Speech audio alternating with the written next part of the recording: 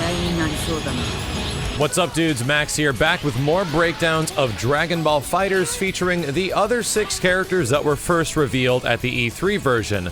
A big shout out to the Bandai Namco guys. They gave us an opportunity to go up to their offices and get this footage, which I paid for the travel myself, because I know a lot of you dudes were requesting this stuff, and I am more than willing to help out with some of these breakdown videos. So let's get started with Dragon Ball FighterZ main man, Goku. In my opinion, Goku is a character that almost everyone should first be starting with in Dragon Ball FighterZ. He's easily one of the most simple to approach and control characters amongst the entire team, and like I was saying, comparing to many of the other characters, the newer 5 that we've seen so far, everything with Goku pretty much works. He's got a level 3 that you can execute from almost anywhere. He's got air Kamehamehas that you can also teleport back down to the ground or use the aerial-based ones. It all just seems really good, and it looks absolutely awesome when you do so.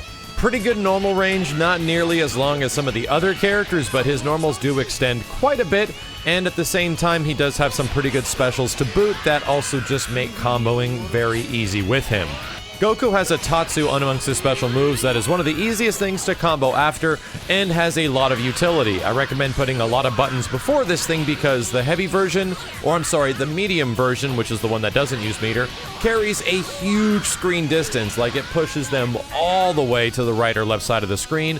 And if you use the heavy version, it's a couple more hits, it does cost 1 bar, and it pushes pretty damn far, and I think almost every single time I used it, it caused a wall bounce, which just sets up for more combo possibilities. Goku also has this Fireball Forward Rush Punch special, which doesn't seem to have a lot of utility other than the medium one as well as the heavy one.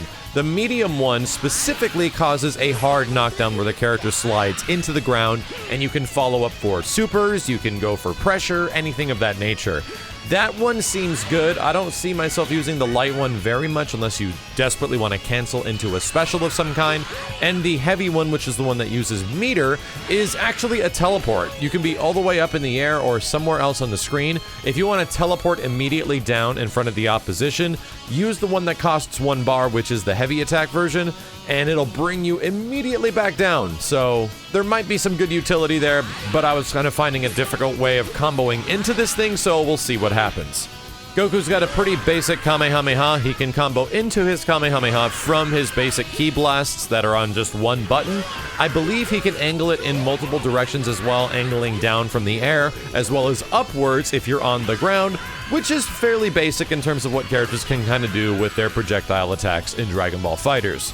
Now, the one area I think Goku is probably going to excel at, because that was all of his special moves, the ones I was just talking about, are the limited amount of specials that Goku has access to, but his supers are what makes him kind of unique. Specifically the Kamehameha. He has a multitude of different versions that he can execute from the air, from the ground, as well as a very specific one that teleports behind the opposition. You have your basic one that's in the air, follows up after anything, like the Tatsu kick that he has on that one special. He's got a ground-based one that goes in a forward direction and combos off almost literally anything. And the really unique one, which is executed by doing Fireball Forward, I believe with the Ki Blast attack button, as well as heavy, is kind of unique because you can execute it from the sky and the ground. It teleports you behind the opponent. This sends the Kamehameha up and at an angle, which is kind of different in terms of what he normally can do. But what it's really good for is putting this at the end of air combos. So you launch them back down to the ground, and then from the air do Fireball Forward with heavy as well as Ki Blast, and that does the specific one where he teleports down and nukes them from a grounded attack, which seems to do a pretty good amount of damage.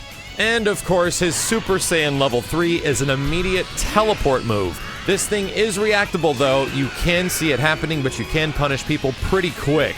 I have tried to throw this at the end of combos, at the end of other supers, where you try to like lock onto them, but its lock-on properties aren't great in this current version of the game. It does teleport behind you, it is very fast, but if you have a character that's falling from the sky, Goku will kind of teleport to where they were and not where they're going to, so he'll whiff on the attack if they're moving around a little bit too much. But if you do see someone pressing a button or trying to attack you, and you immediately respond with his level 3, that utility is pretty good. In fact, most level 3s in this game, when they're executed by themselves, do a ton of damage, but if you combo into level 3s right now, they don't do a lot of damage currently in Dragon Ball FighterZ, which is interesting to say the least. We'll see if that is the same way when the beta happens coming up this weekend. That's about it for Goku. He's easily the most simple and accessible character amongst all of them in Dragon Ball FighterZ right now. Not a ton of different moves, more super moves than an average character does have, but I definitely guarantee you that he's going to have some very unique stuff as a result of wall bounces, as a result of resets, because he does have a very fast overhead as well, executed with forward medium punch, just like every other character.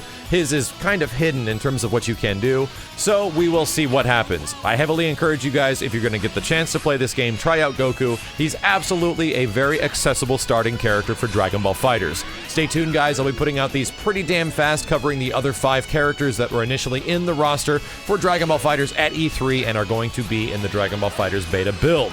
Thank you guys a ton for watching. Here's some Goku combos. Appreciate the thumbs up, and I'll see you next time.